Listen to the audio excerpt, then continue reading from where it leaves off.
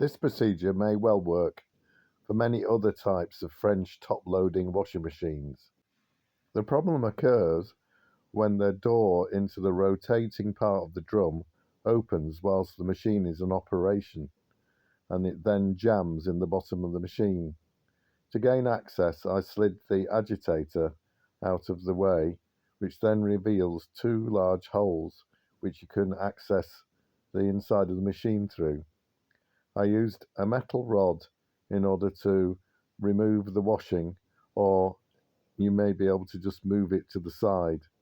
It then revealed that in the bottom of the machine, the two doors have jammed onto the heating element, and if you tried to force it, you would probably either break the heating element or damage the doors. I used the rod to gently lift the door at the top of the picture until it didn't jam on the heating element anymore. I then gently pushed on the drum to rotate it away from me to free it from the heating element and get the door back to the top of the machine again. Once the door is open, you can then reattach the agitator by gently sliding it back into position until it clicks.